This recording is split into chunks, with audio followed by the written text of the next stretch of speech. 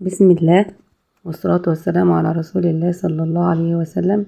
ازيكم حبايب قلبي، عاملين ايه؟ يا رب تكونوا بخير ان شاء الله. باذن الله هنعمل معاكم الطحينه الخام البيتي بالجمال اللي انتوا شايفينه ده، وكمان هنعمل منها الطحينه اللي بتجيلنا من عند المشويات. بس كملي معايا الفيديو للاخر. اول حاجه عندنا كوبايه من الدقيق، تمام، وكوبايه من السمسم الابيض، وكوبايه من الزيت. زي ما انت شايفه كده مكوناتنا مفيش اسهل منها، وهتطلع لك احلى طحينه خام اقتصاديه، ومش هتفرقها عن بتاعه بره خالص. سمسم ابيض اهو زي ما انت شايفين.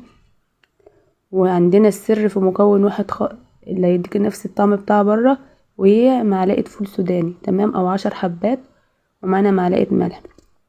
يلا نسمي الله ونقول بسم الله ونبدا معانا الطريقه. اول حاجه معانا طاسه على النار، زي ما انت شايفه مفيش فيها اي حاجه خالص، على نار متوسطه. هنحط فيها كوبايه السمسم، بس تاخد تحميصه كده بسيطه، مش هنحمره بس يعني ايه، هنطلع اي رطوبه فيه. تمام كده.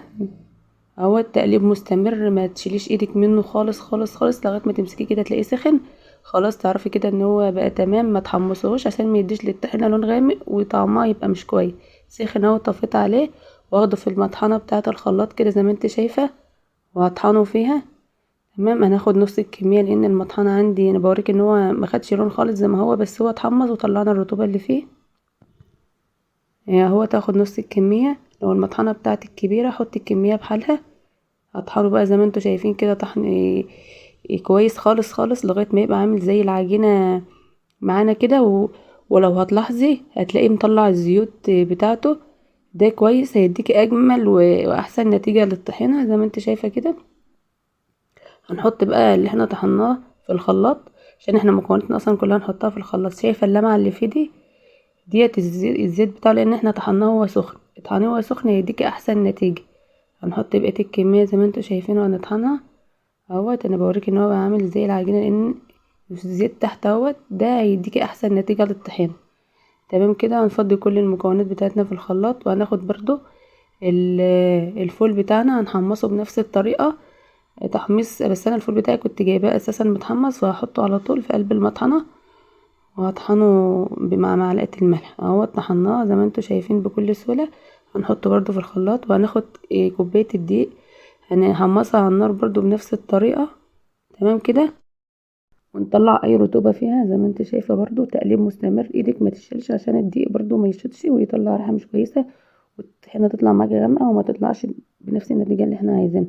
هنا مسكته برضو لقيته سخن، هاخده برضو في الخلاط مع كوبايه الزيت والسمسم اللي احنا ضربينه والفول، وهنضرب كل ده في الخلاط ضرب كويس خالص خالص.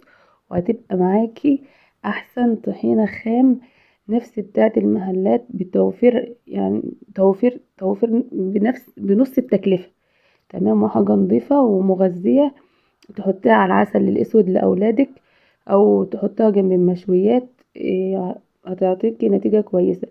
تمام حبيبه قلبي، لو عايزه تكملي معايا الفيديو للاخر هوريكي ازاي تعملي بقى الطحينه اللي بتجيلنا من بره في العلب مع المشويات. شوفي جميله ازاي، طحينه خام اصلي وبمكونات بسيطه جدا جدا، وشايفين القوام بتاعها. هنا بقى انا كنت اخدتها وحفظتها في برطمان عشان احطها في باب التلاجة. ولو الزيت زاد منك اقولك تعملي ايه. شوفي جميله جدا، بس انت تمشي على المكونات بتاعتي هتطلع معاكي بنفس الطريقه. اساسا هي لو الزيت زاد هتلاقيه نطر فوق الوش، صفيه عادي. هنا بقى اوريكم احنا بنعمل يعني هوريكي تست كده يوريكي النتيجه ان الطحينه بتاعتنا جميله. مسافه ما حطيت عليها عصره الليمونه، خدت معلقه زي ما انت شايفه او اتنين، وحطيت عليهم عصره ليمونه. شوفوا ربطت ازاي رغم ان هي لسه سخنه. يعني هي لو باردة هتديكي نتيجة احسن من كده بكتير. هنحلها بقى بمية دافية زي ما احنا متعودين، او باردة زي ما متعودة تعملها، وطعمها تحفة جدا جدا، احسن من بتاعة بره. حطينا لها شعرة ملح اهوت. دي بقى تحطيها جنب السمك، او لو بتحبي تاكليها جنبه، او بتحبي تاكليها جنب المشويات. جميلة جدا جدا. تعالوا بقى اما اعرفكم تعملي ازاي الطحينة اللي بتجيلنا في العلب بتاعة المشاوي، واللي بتيجي على وش الفول، بحاجة بسيطة جدا جدا. تعالى بس اما نقدم الطحينة دي بشكل حلو. لو هتقدمها جنب اكل او جنب مشويات، لان احنا قلنا ان العين بتاكل قبل الفم، فلازم حاجتنا تبقى كويسة. وازاي شغل المطاعم بيقدموه لنا بطريقة بسيطة اهو. بتجيبي كيس كاتشب وتعملي دواير كده، وبأي خلة اي حاجة رفيعة عندك، تمام، بتروحي رايح جاي كده، بتطلع معاكي شكل جمالي. تشوفي الشكل تحفة. تقدميه بقى جنب المشويات او جنب طبق الفول او جنب اي حاجة، جميلة جدا جدا وما فرقتش حاجة عن بتاعة بره، والطعم تحفة. جربيها وان شاء الله هتدعيلي. معانا بقى كسرولة كده باذن الله هنعمل معاكي، وحطينا هنا شعرة كمون اهيت عشان برضو تدي شكل. شوفوا جميلة وطعمها ما فرقش حاجة عن بتاع بره زي ما بقولك. يلا حبيبتي اذكري الله وقولي لا اله الا الله ولا حول ولا قوة الا بالله، الا بذكر الله تطمئن القلوب. معانا هنا معلقتين دقيق زي ما انت شايفة، ومعلقة خل، ونص كوباية مية عادية من الحنفية، وشعرة ملح. هنقلبهم كده كويس ونرفعهم على النار، وتقليب مستمر لغاية ما تربط معاكي وتبقى عاملة زي المهلبية كده عجينة، تمام. بس ما تشيليش ايدك خالص، تقليب مستمر على نار وسط كده، هتلاقيها ربطت معاكي وبقت عاملة زي المهلبية، تمام كده اهو زي ما انت شايفة. دي بقى السر بتاع الطحينة اللي بتجيلنا مع المشاوي، واحنا فاكرينهم ما شاء الله كرمة ومعطينا طحينة كتير ونقول غالية ومتوصين بينا، هما بيعملوها كده. هتاخدي العجينة ديت مع نص كوباية مية من الحنفية برضو عادية. لو مثلا في امكانك ان انت تضربهم كلهم بالمضرب السلك عادي، بس انا بصراحة يعني ايه بختصر على نفسي. وحطيت هنا معلقتين طحينة من اللي انا عاملاها، معلقتين او نص فنجان لو هتعيريها، تمام. وهنحط بقى العجينة اللي احنا عاملينها ديت، تمام، وشوية ملح، او عشان احنا حاطين نص كوباية مية.